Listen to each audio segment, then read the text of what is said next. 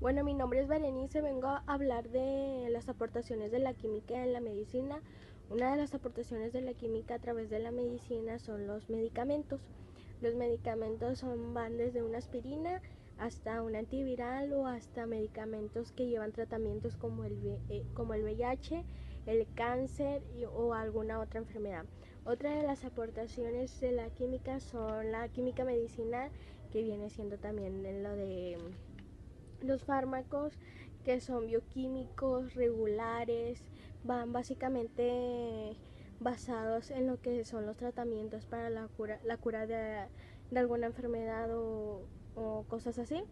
La tercera, la tercera aportación de la química en la medicina viene siendo el diagnóstico médico. ¿Qué es el diagnóstico médico? A través de laboratorios como exámenes de sangre, de orina, de excremento. Son más que nada para regular, por decirse, ver la glucosa o el azúcar en la sangre. Para hacer todos estos procedimientos se utiliza lo que es la química. Otra de las aportaciones son materiales médicos, como los guantes de látex, las sondas, las bolsas de orina, incluso las inyecciones están hechas por materiales clínicos, por materiales químicos. Otra de las aportaciones son las prótesis. ¿Qué son las prótesis? Son prótesis usadas para el reemplazo de algunos miembros de la parte de los cuerpos, que estos materiales también están utilizados por materiales químicos. Esas son las prótesis. Otras de las aportaciones son la de los medicamentos, de tratamientos, y todo esto es para poder alargar un poquito más la vida de todos los seres humanos, para estar adelantados científicamente para la realización, para saber curas de enfermedades. Para todo eso es muy necesaria la química. Y uno de los pioneros, de los principales pioneros de lanzar la química en la medicina, es el científico Paracelso.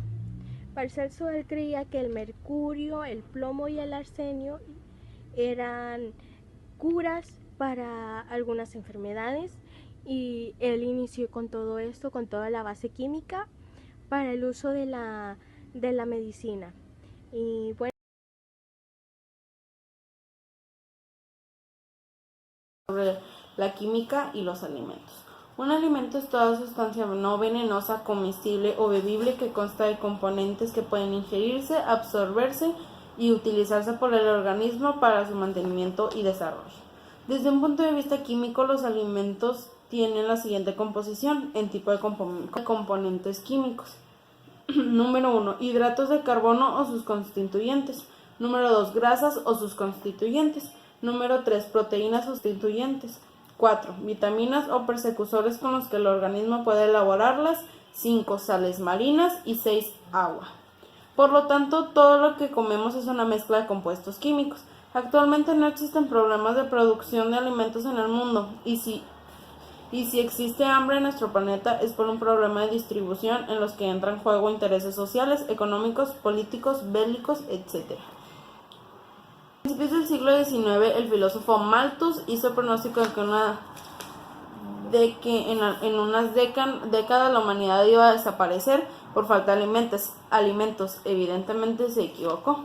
A pesar de que la superficie de terreno cultivado es mucho menor que hace 2 siglos, tenemos alimentos suficientes para alimentar a los habitantes de un problema superpoblado. La razón es que el terreno agrícola es ahora mucho más productivo, es capaz de producir mayores cosechas y estas no se pierden por culpa de las plagas. La química ha jugado un papel muy importante en este mayor rendimiento agrícola, proporcionando sustancias químicas que mejoran cosechas, como los abonos y los fertilizantes, supresores de plantas no productivas como los herbicidas selectivos, protectores de plagas como los plaguicidas y los pesticidas, y aditivos para las cosechas como los quelantes de cationes. Todas estas sustancias químicas tienen un papel beneficioso para el ser humano si se usa en la dosis adecuada, que es la que necesita la cosecha. Si se usan en exceso, lo que no se necesita va a los distintos ecosistemas, provocando problemas medioambientales. Además, la química también ayuda a conocer las características del suelo, lo que permite una agricultura más racional. La química proporciona productos que cuidan la salud de nuestro ganado y agricultura, como que es nuestra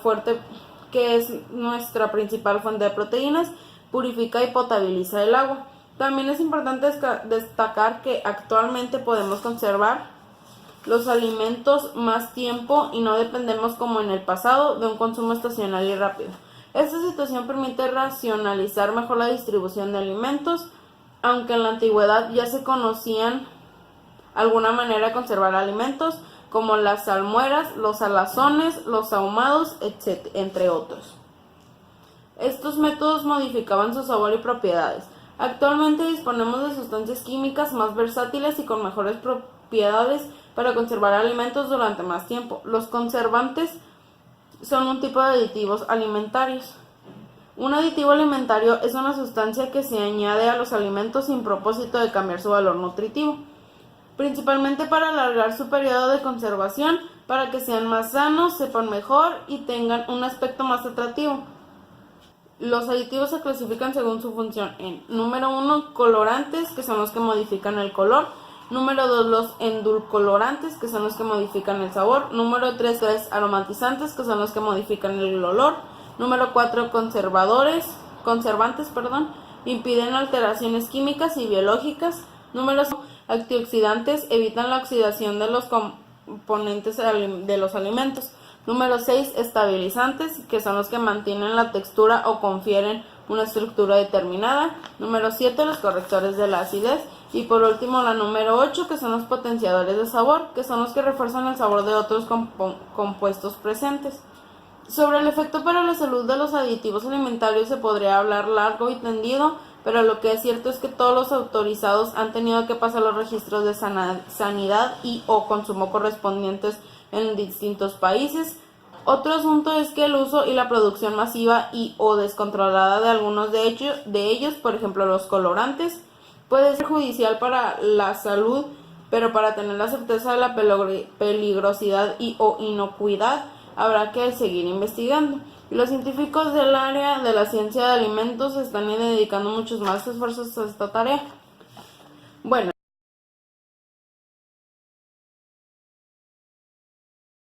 sobre el tema la química en la guerra. La guerra química se basa en una lucha armada, guerra y operaciones militares, utilizando como argumento mortal las propiedades tóxicas de sustancias químicas. Las armas químicas son diferentes al uso de otras armas como por ejemplo las nucleares, porque no tienen ninguna fuerza explosiva o destructora. Hubo varias discusiones sobre el peligro de estos artefactos y varios tratados fueron hechos. Declaración del 1899 relacionada con los gases asfixiantes, Convención de Ginebra en 1925, que prohibía el uso de asfixiantes, venenos u otros gases y muchos métodos biológicos para la guerra, durante la guerra, etc. Las armas químicas se empezaron a usar habitualmente durante la Primera Guerra Mundial. Empezaron los almacenes con el gas cloro, que causó muchos daños psicológicamente y no muchos muertos. Luego aparecieron el fosgeno y la cloropirina. En 1917, los alemanes crean el gas mostaza, que es un líquido relativamente poco volátil y afecta a los pulmones, a la piel y a los ojos, y además se adhiere a la ropa y material de guerra. Más tarde se prohíbe el uso de armas químicas, pero no de detenerlas. Entonces los almacenes empezaron a almacenar estas armas, tub y sarín, llamados agentes nerviosos, ya que interfieren con la con el sistema nervioso central. También se utilizó posteriormente armas químicas en la guerra de Irán e Irak en el 1980. Los principales agentes químicos usados como armas son los siguientes. Vemos agentes asfixiantes. El fosfogeno es el más conocido. Pues aquí se puede ver que no se permitían las armas, que hubo un químico que afectó a muchas de las personas. Bueno, no murieron tantas, pero afectaban en la ropa, en los ojos y en la piel, etc.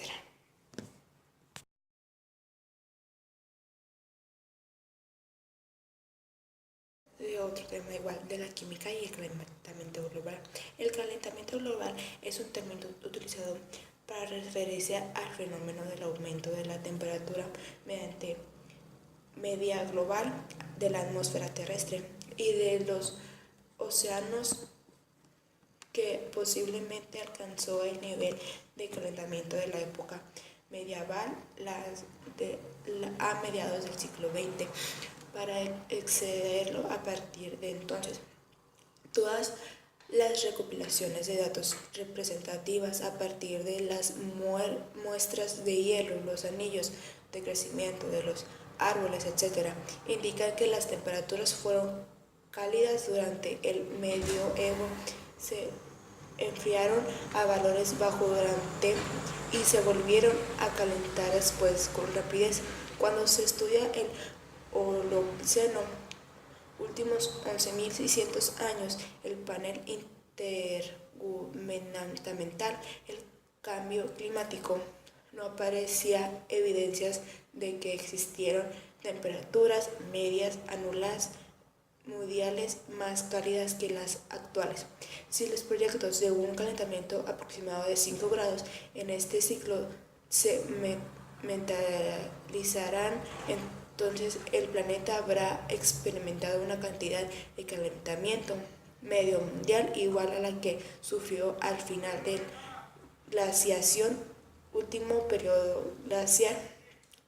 No hay pruebas de que la posible tasa de cambio mundial futuro haya sido igualada en los últimos 50 millones de años por una evolución de temperatura comparable. O sea, aquí quiere decir que el calentamiento global nunca tuvo un cambio climático como los que están ahora, ¿sí?